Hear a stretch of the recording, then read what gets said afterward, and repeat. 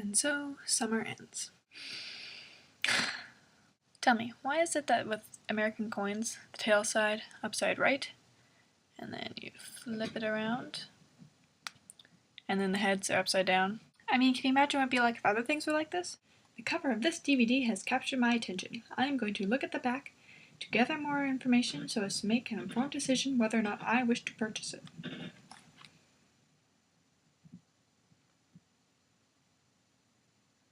I am done reading the left-hand side page of this book. I intend to read the right-hand side page now. I wonder what the historical reasons for this are. I agree with the anti-side. I think that there's always a reason for something, whether we understand it or not. And I think that while we may never understand everything, we'll always continue to learn more and more. The general population may just believe that scientists are right without hearing beyond the supposed facts. But the point is that they could. They could read and hear about every decision, step, and piece of evidence that went into the support and the construction of this new theory. Scientists aren't just right because they're right. No, we can't prove anything. But every generally accepted theory has stood the test of many experiments and has lasted so far. It only takes one experiment to disprove it, but then we'll develop a new theory. For example, yes, evolution is a theory, but so is gravity, and I don't see you jumping off any buildings unless you're suicidal or... And you're right, some new discovery could change everything. It could cause a new paradigm shift. In his book, Jurassic Park, Michael Crichton argued that we are now in the age of science. We have been for hundreds of years. But he, or at least his character, Ian Malcolm, I don't know if he actually believed this, argues that we're now coming to the end of the age of science. I couldn't disagree more. Did you know that every 18 months, the entirety of human knowledge is doubled? So in the next 18 months, we'll discover the same amount of information that we knew in the entirety of human existence before that 18 months. Science is the reason for that, and science isn't going anywhere. So while I was doing work experience with Vancouver Cram, I had an hour and 20 long commute twice a day. And since I get car sick / bus sick / SkyTrain sick, I couldn't exactly read during that time. But I didn't want to waste it either, so I decided to try something I had never exactly done before: listen to audiobooks. And they definitely had some pros and cons. One of the cons was that I tend to zone out while reading a book, to consider what I've just read, make connections, make theories. And that's fine, because when I'm reading a book, my eyes just stop and I can take that time. But when I'm listening to an audiobook, narrator just goes on without me, and so I'm left kind of missing some bits. I also usually like to reread sentences to make sure I understood them, or go back and check facts, which is kind of a hassle when you're on an audiobook. So I definitely prefer a book that you can hold in your hands. You know what tastes really good? Frozen nectarines.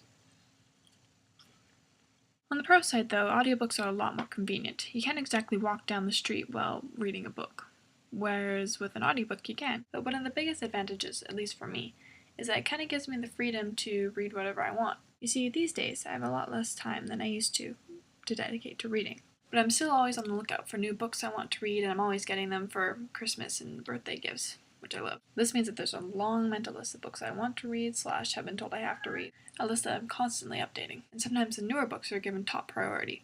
For example, when you told me that you were now obsessed with this book, I bumped it to the top of my list as the book I had to read next, because I had to know what you were going on and on about. Thumbs up, by the way. But this means that my bookshelf is now full of books that I haven't yet read. I want to, but I just haven't gotten around to it yet. Books like this one, and this one, and this one, and this one, and this one, and this one.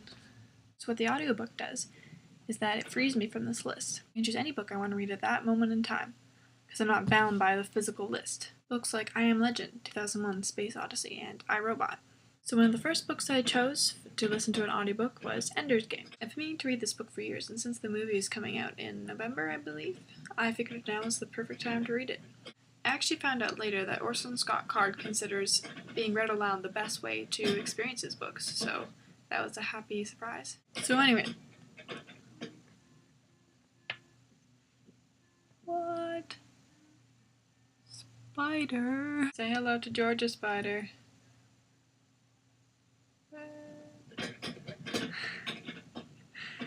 You are going outside. I've never given a review before. Let's see how this goes. Contains minor spoilers.